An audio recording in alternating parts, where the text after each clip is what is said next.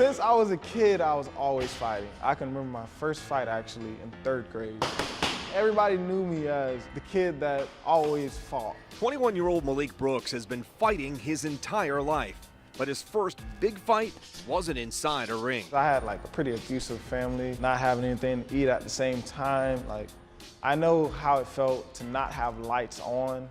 All types of different scenarios which built me. We went 8 months without electricity. So that means no bath, no water, nothing. Just living in it, surviving, eating off canned foods. And imagine me, 13 years old, 12 years old, and I gotta survive. I gotta go do things that I don't want to do in order to survive. At 13 years old, Malik's mother threw him out of the house and he would never return.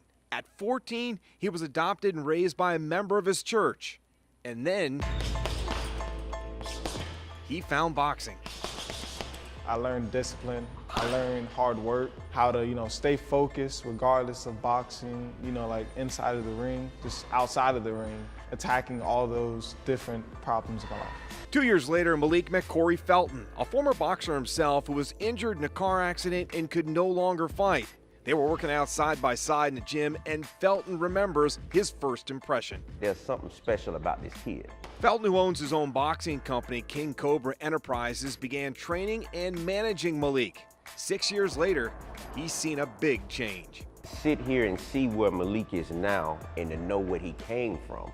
I'm more excited about that than the boxing career. The hard work shows once you're inside of that ring, once you're fighting inside of a bout, once you win your championship.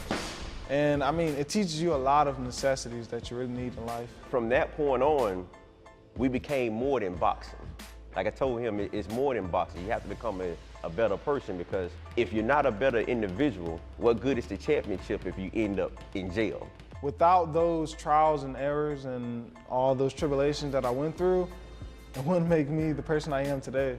But I just use it as, okay, I was here once in my life, never gonna go back there again. The hard work the two sides put in began to pay off. In 2017, Malik won a Junior Olympics title in Plant City at 152 pounds. It was then he realized a once impossible dream now seemed possible. I've always wanted to be in the Olympics. I've always watched the Olympics growing up. I just didn't think of it as, oh, I can box and go to the Olympics, because back then that's where my head wasn't at. With 11 fights under his belt, the Wharton grad knows there's still work to be done to make that dream come true. But to accomplish that goal would be like coming full circle in his young life. If I made the Olympic team, that would, first of all, open doors.